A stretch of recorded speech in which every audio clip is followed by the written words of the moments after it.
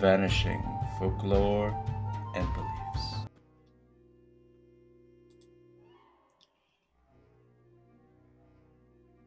Greco-Roman stories, public domain reading. Apollo and King Admetus. Chapter 5. There would have been but little trouble between Jupiter and his stately wife, if no one but Minerva ever gave the watchful Juno cause for jealousy. But other goddesses and even mortal maidens found favor in the eyes of Jupiter, and for their sake he often left her side.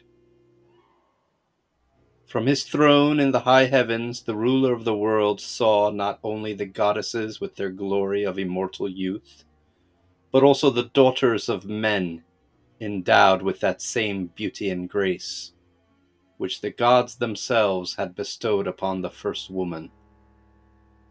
Though Juno of the snow-white arms alone enjoyed the title of Queen of Heaven, she knew that she had many rivals for the love of Jupiter, and it was this jealousy of all loveliness in woman that made her ever watchful and vengeful.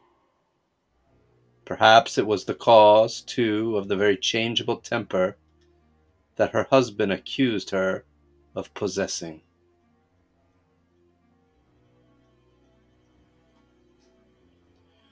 Whoever won the affections of Jupiter was sure to be persecuted by cruel Juno's unrelenting hate, as the poet Virgil says.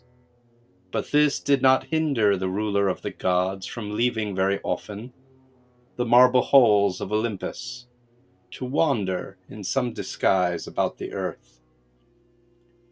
It was after such an absence that the watchful Juno learned of Jupiter's love for fair-haired Latona, the goddess of dark nights.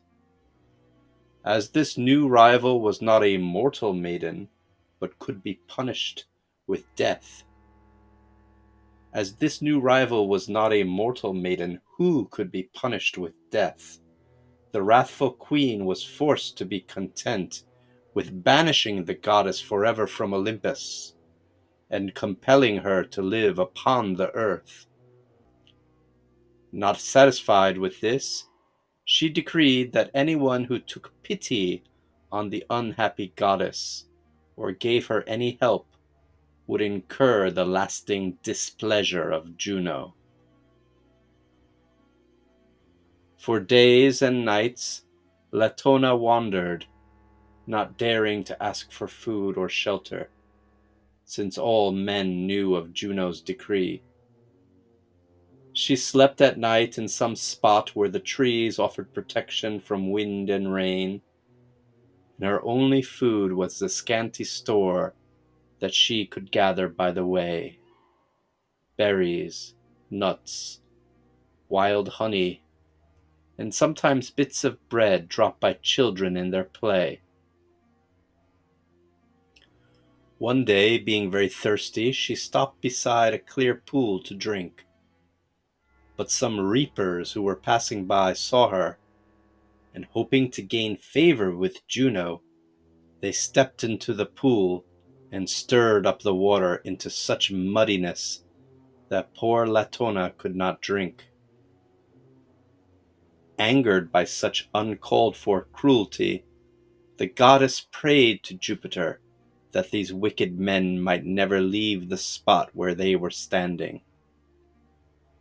Jupiter from his throne in the high heavens heard her prayer, and in answer he turned the reapers into ugly green frogs, and bade them stay forever in the muddy pool.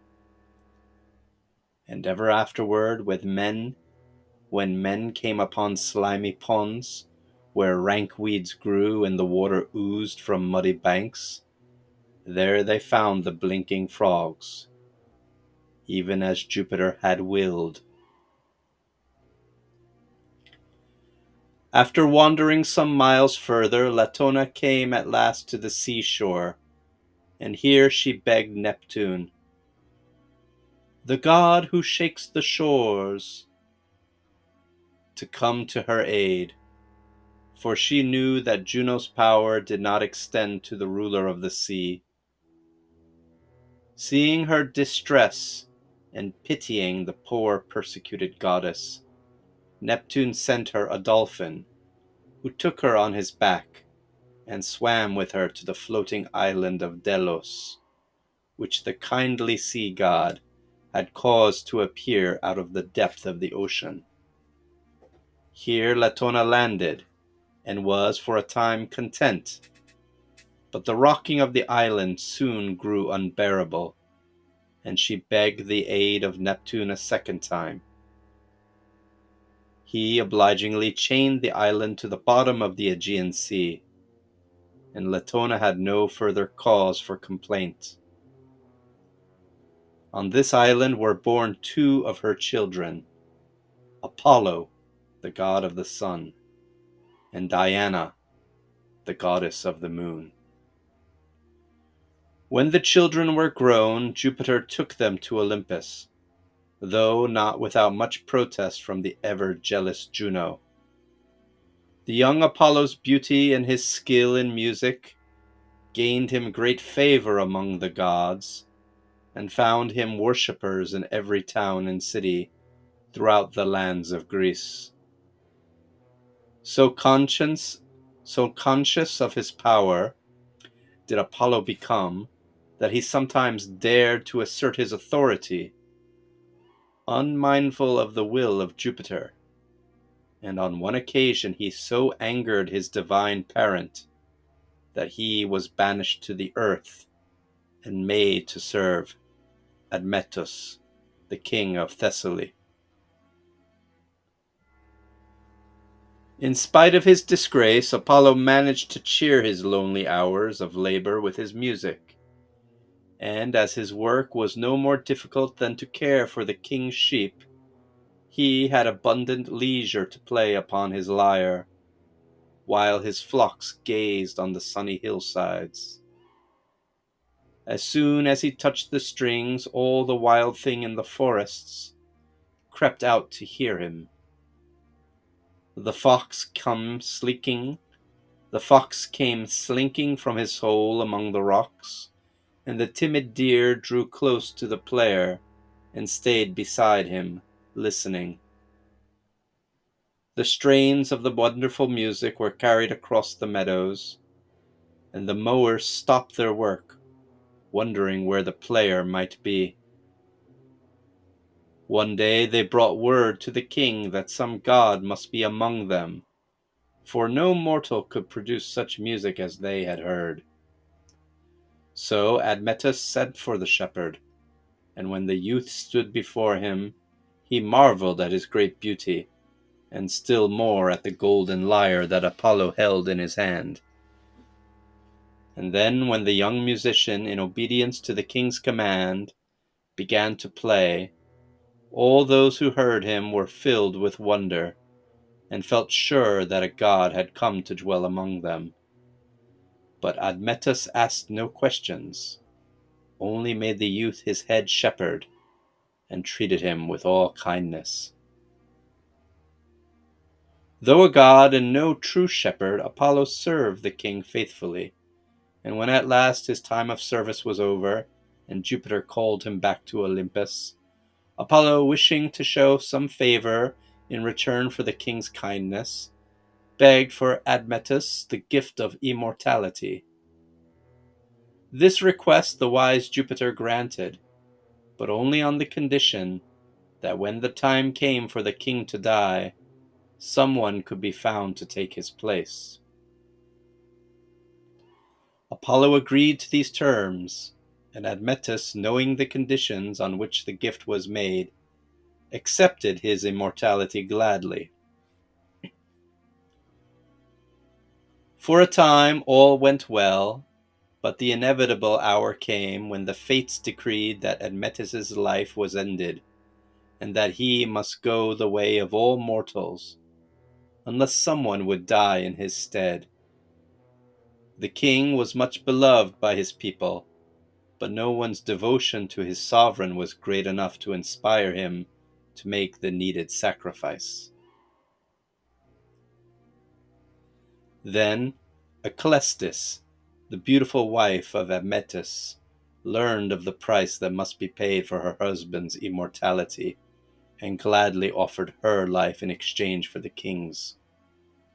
So in all her young grace and beauty, she went down into the dark region of Hades, where no sunlight ever came, and where her joyous laughter was forever hushed in the silence that reigns among the dead.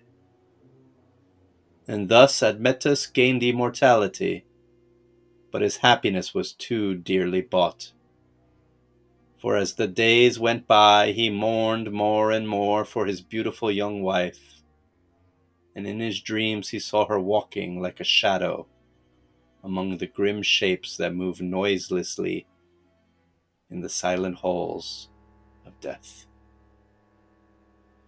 Bitterly he repented of his selfishness in accepting the sacrifice of her life, and his immortality grew hateful to him, since each day only added to his sorrow. So he prayed to Apollo to recall his gift, and to give him back his wife, Aclestis.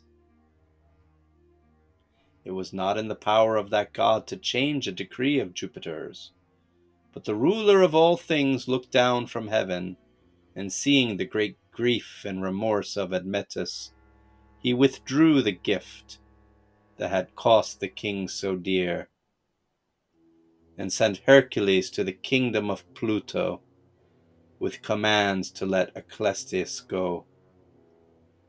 Very gladly the god carried this message to the gloomy realm of Hades, where amid the myriad shadow shapes he sought and found Aclestis, and out of the dreadful darkness in which she walked alone, Hercules led her back to earth again.